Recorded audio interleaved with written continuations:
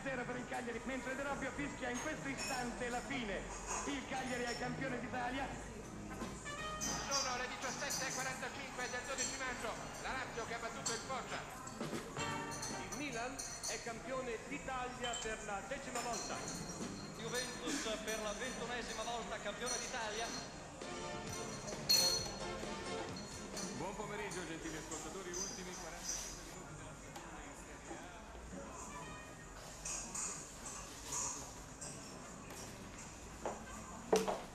A. Mario, ciao. Lorenzo, grazie.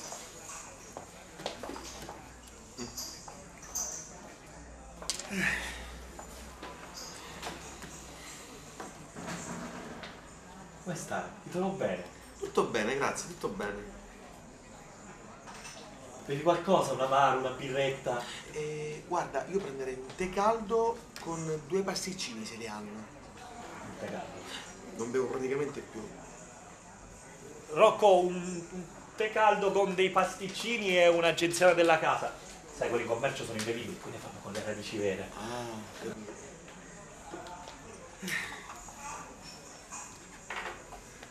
E ora che fai? Sei fidanzato o vai ancora? Sono sposato da 3 anni. Ah, con chi? Giulia, Sempre lei? come sempre. No, dico, stai ancora con lei. Ma perché ancora? No, è bello, no? Che ci si voglia bene dopo tutto questo tempo. Non pensavo, sono contento. Poi Giulia, per carità, è una brava ragazza. Ci vogliamo bene, Sì, ma infatti è storia così lunga. Sai, no, quella storia che l'amore dura solo 3 anni, no? Mai sentita? No, infatti l'ho letta tempo fa, un libro. Ah, capito.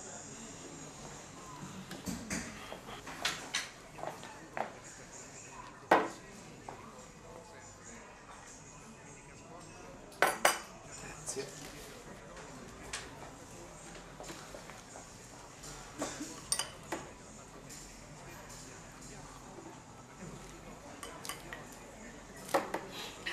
Ma adesso che fai? Ti sei sposato? Io no, no. Fidanzato?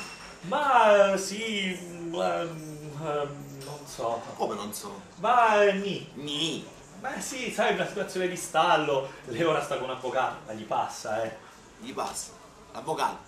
Ma no, questo momento, sai, le donne, l'orologio biologico, Ah. un momento insomma.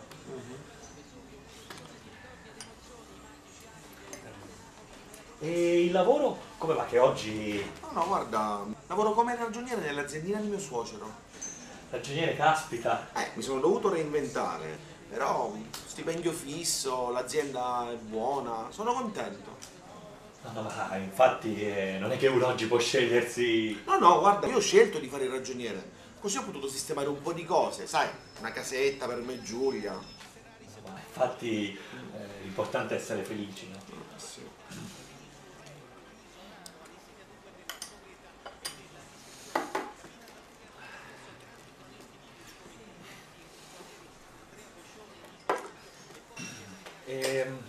Dove abitate?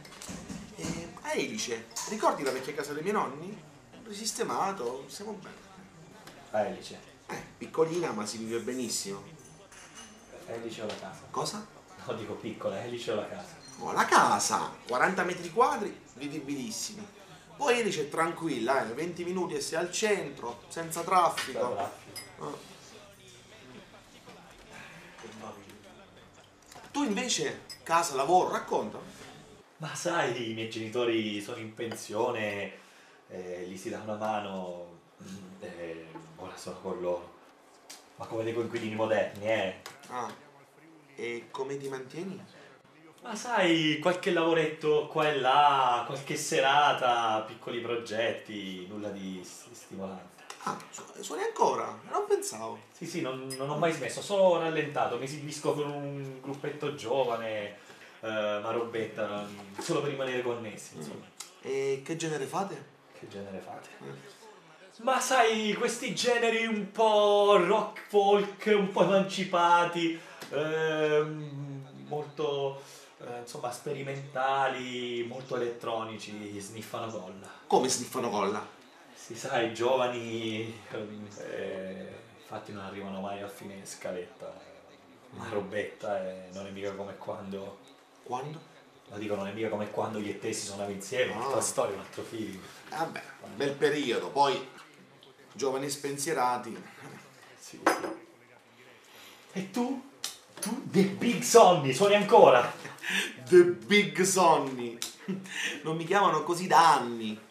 Adesso suono ogni tanto il sassofono con la banda di Pizzoferrato, ma lì sono semplicemente Mario. È la banda di Pizzoferrato. Sì, ci esibiamo nelle feste di paese, sai, marcette, qualche matrimonio rom. Molto interessante dal punto di vista iconografico. Sì, sicuramente iconografico.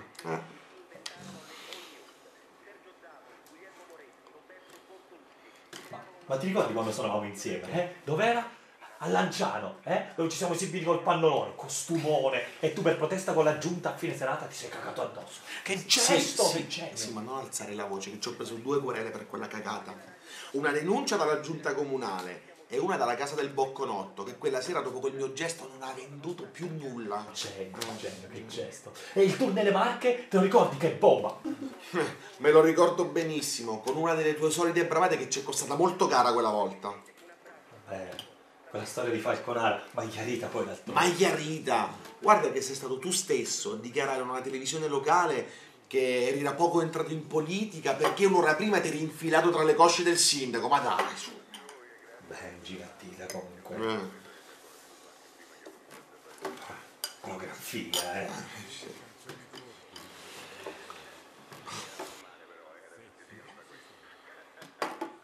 Ma dai che pure tu con quelle donnacce, Per cortesia, non erano donnacce, erano amiche, donne per bene alle quali ogni tanto regalavo una rosa.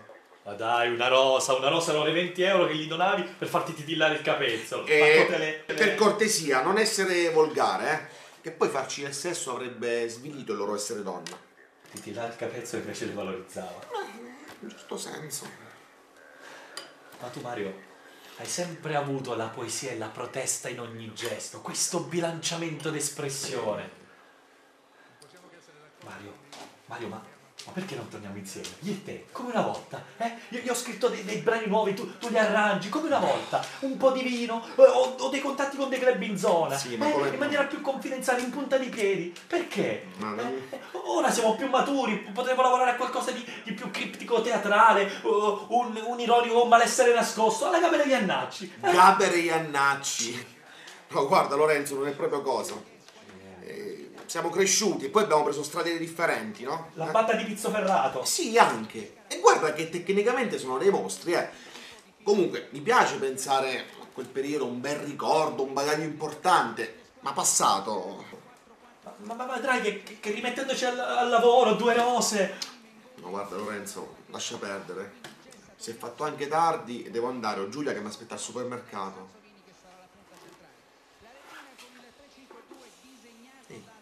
Cos'è quella faccia? Che fai ora? Ma devo andare a comprare la colla, che domani abbiamo una serata. No, ora, in futuro, vuoi che metta una buona parola con mio suocero? No, grazie. Probabilmente inizierò a sniffare colla anche io, così i ricordi mi rimangono ben incollati in mente. Oppure chissà, magari riprovo con la politica.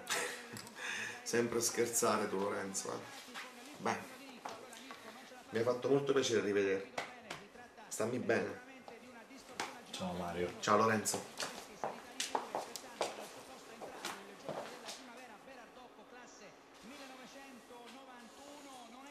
Rocco, mi segni, grazie.